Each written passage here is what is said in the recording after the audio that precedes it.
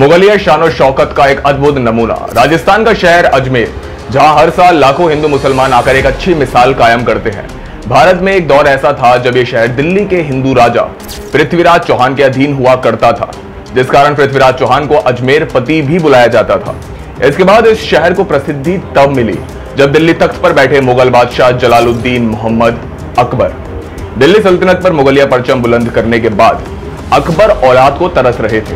मुगलिया तारीख में दर्ज है कि ऊपर वाले के आशीर्वाद से अकबर को 2 बेटे जरूर प्राप्त हुए, हसन और हुसैन, मगर बदकिस्मती से वे केवल 1 महीना ही जिंदा रह सके।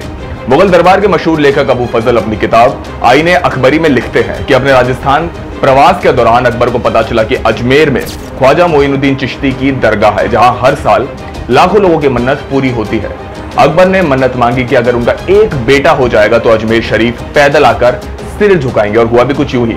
आगरा में रहने वाले सलीम मोहम्मद चिश्ती ने अकबर को बहुत पहले ही बता दिया था कि उन्हें 3 पुत्रों की प्राप्ति होगी, जिसके बाद अकबर ने अपने सबसे बड़े बेटे सलीम का नाम इन्हीं सलीम चिश्ती के नाम पर रखा था। आगे चलकर यही सलीम जहांगीर के नाम से मशहूर हुआ। इतिहासकारों के अनुसार अकबर ने सालों साल तक अजमेर शरीफ जाना जारी रखा। ताउम्र अकबर ने ढेरों रुपया दरगाह पर दान किया। गौर करने वाली बात तो यह है कि जब अकबर का सबसे बड़ा बेटा सलीम पैदा हुआ तो अकबर ने अजमेर शरीफ दरगाह में एक कढ़ाई चढ़ावे में दी थी, जो आज भी वहां इस्तेमाल की जाती है। लाखों लोगों का पेट पालने वाले अजमेर शरीफ नामक शेख मोइनुद्दीन चिश्ती की यह दरगाह आज भी इतिहास के बहुत से तथ्य अपने भीतर छिपाए बैठे हैं। मगर अब सवाल उठता है कि आखिर अजमेर शरीफ की यह दरगाह कैसे बसी हिंदुस्तान के रोम रोम में? क्या है इसका इतिहास? जानेंगे सिर्फ और सिर्फ कथा पर।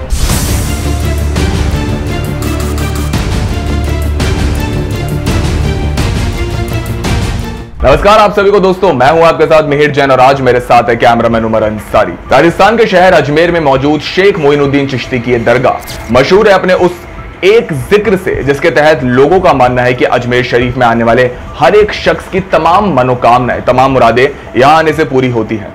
इस दरगाह पर केवल मुसलमानों का ही नहीं बल्कि हिंदुओं का भी आना जाना काफी है। जनवरी 2024 में भारत के प्रधानमंत्री माननीय नरेंद्र मोदी ने भी यहां एक चादर भेंट करी थी। लेकिन अब सवाल उठता है कि आखिर कौन थे हजरत ख्वाजा शेख मोइनुद्दीन चिश्ती? मान्यताओं के अनुसार मोइनुद्दीन चिश्ती एक मुकामी सूफी संत रहे, जिनका जन्म साल 1141 में ईरान के शहर सिस्तान में हुआ था। काफी छोटी उम्र में उन्होंने अपने माँ बाप को खो दिया, जिसके बाद हजरत ख्वाजा मोइनुद्दीन चिश्ती ने अल्लाह की राह पर चलने का फैसला किया। चिश्ती ने सिस्तान से बुखारा का रुख किया, जो आज के उज्बेकिस्तान में पड़ता है, और वहां उनकी मुलाकात उस्मान हारूनी से हुई और मोइनुद्दीन चिश्ती उनके शिष्य बन गए। उस्मान हारूनी और मोइनुद्दीन ने साथ मिलकर मक्का मदीना की यात्रा करी, जिसके बाद एक रोज मोइनुद्दीन को सपना आया कि प्रॉफिट मोहम्मद चाहते हैं कि वे दिल्ली जाएं। सपने में प्रॉफिट का यह फरमान सुन मोइनुद्दीन ने हिंदुस्तान का रुख किया।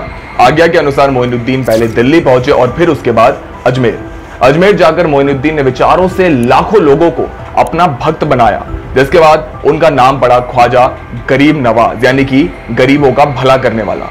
मोइनुद्दीन के विचारों ने कई बाशिंदों को उनसे मुतासिर किया, जिसके बाद धीरे धीरे मोइनुद्दीन का नाम अजमेर के बाहरी शहरों से होता हुआ दिल्ली तक आ पहुंचा। साल 1236 के आसपास मोइनुद्दीन चिश्ती की मौत हुई। इसके बाद अजमेर में ही उनका मकबरा बनाया गया।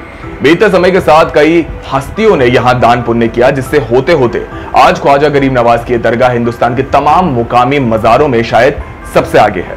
अजमेर शरीफ में 2 विशाल आंगन हैं, जिनके आसपास सफेद संगमरमर की इमारतें हैं। दरगाह के बीचों बीच मौजूद है अकबरी मस्जिद, जिसे मुगल बादशाह शाहजहां ने बनाया था। दरगाह में ख्वाजा मोइनुद्दीन चिश्ती का एक बहुत बड़ा ही खूबसूरत मकबरा है, जिसके ऊपर है एक विशाल गुंबद। मगर दोस्तों, जहां एक तरफ अजमेर शरीफ की दरगाह हिंदुस्तान में मोहब्बत का पैगाम पहुंचाती है, तो वहीं दूसरी ओर बहुत से लोगों का यह भी मानना है कि ख्वाजा गरीब नवाज की महानता महज एक झूठी दास्तान है। मशहूर इतिहासकार एम.ए. खान अपनी किताब इस्लामिक जिहाद legacy of forced conversion, imperialism and slavery में लिखते हैं कि वास्तव में हिंदुओं के उत्पीड़न का विरोध करने की बात तो दूर, मोइनुद्दीन जैसे इन सूफी संतों ने बलपूर्वक हिंदुओं के इस्लाम में परिवर्तन में बहुत बड़ी भूमिका निभाई थी।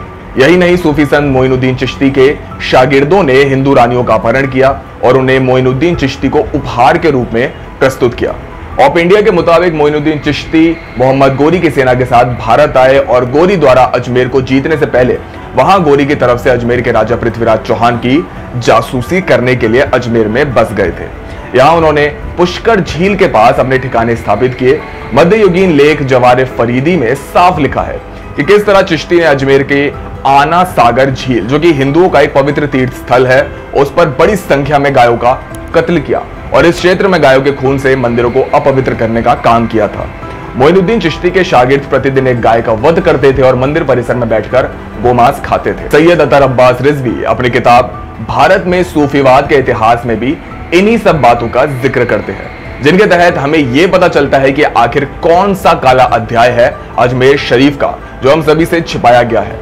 लेकिन दोस्तों, इस सब पर आपकी क्या राय है? आपके अनुसार अजमेर में स्थित ख्वाजा गरीब नवाज की मशहूर दरगाह हिंदू मुस्लिम भाईचारे का एक प्रतीक है या फिर वास्तव में एक काला इतिहास? हमें कमेंट बॉक्स में जरूर बताएं।